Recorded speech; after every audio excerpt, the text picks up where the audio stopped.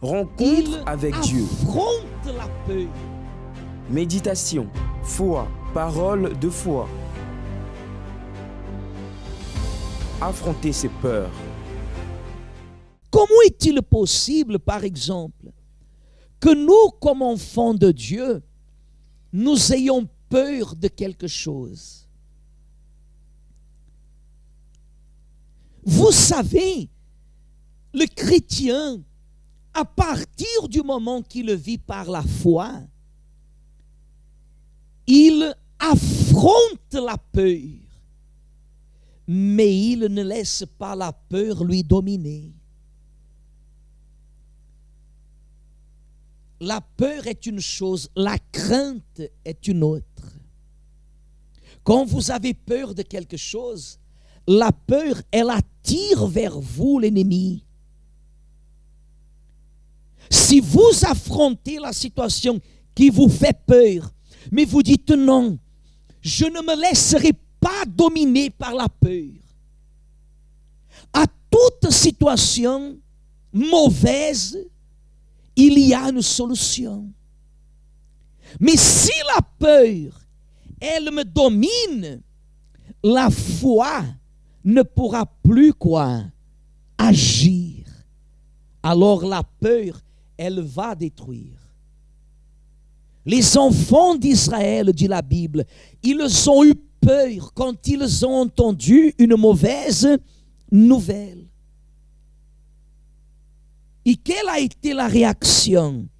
Ils dirent à Samuel, ne cesse point de crier pour nous à l'Éternel. Vous savez qu'est-ce que ça veut dire ça? Aujourd'hui, le peuple de Dieu, quand il a peur, il court à l'église. Il court à l'église. Par exemple, demain matin, lundi, la personne va ouvrir la boîte aux lettres.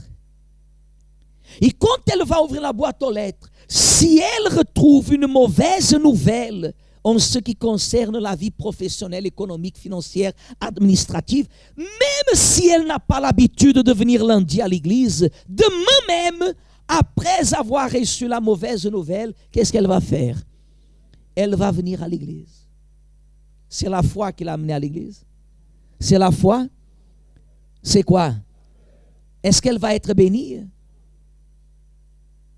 Ils sont allés vers Samuel et ont dit, ne cesse point de crier pour nous à l'Éternel, notre Dieu, afin qu'il nous sauve de la main des Philistins.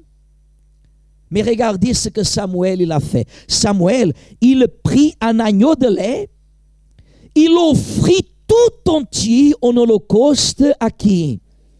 Il cria à l'Éternel pour Israël et l'Éternel l'exauça. Vous voyez, Église, quelque chose qui nous donne la compréhension de la vie que nous vivons aujourd'hui. La Bible dit que Samuel, comme il a écouté de la bouche des enfants d'Israël, qu'il suppliait pour qu'ils ne laissent pas de prier à l'Éternel, leur Dieu, mais pourquoi eux-mêmes alors, ils ne faisaient pas ce qu'il demandait à Samuel? Parce qu'ils avaient peur. Et la peur étouffe la foi.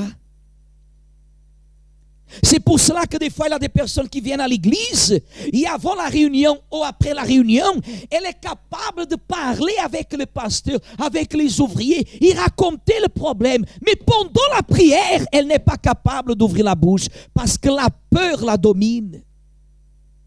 La peur la domine et des fois elle continue à l'église parce que le pasteur lui plaît. Quand je dis le pasteur lui plaît, elle aime la prédication dans l'église, dans le centre d'accueil. Mais au bout d'un moment, il y aura un autre qui va venir et au moment qu'il va parler, cette personne, elle va quitter l'église. Parce qu'elle n'est pas fermée dans la présence de qui? La peur, elle vous approche du mal et elle vous éloigne du bien. Samuel n'a pas fait ce qu'il a dit, ce qu'ils ont demandé. Samuel, il a fait un sacrifice dans les médias. La Bible dit, qu'il a crié à l'Éternel. Et l'Éternel, qu'est-ce qu'il a fait? Lui a exaucé. De quelle façon? Dit la Bible comme ça. Pendant que Samuel, verset 10, offrait l'holocauste, les Philistins s'approchèrent pour attaquer Israël. Vous voyez? La Bible ne dit pas que les Philistins s'approchèrent pour détruire Samuel. Mais la Bible dit que les Philistins, ils s'approchèrent pour détruire qui? Israël. Sauf que Samuel, il a crié à l'Éternel à travers l'attitude et à travers sa façon de s'exprimer devant Dieu. Il a crié, l'Éternel a exaucé. Mais Plus de contenu sur Univers Vidéo. Retrouvez l'intégralité de vos réunions et encore bien plus d'exclusivité sur universvideo.com.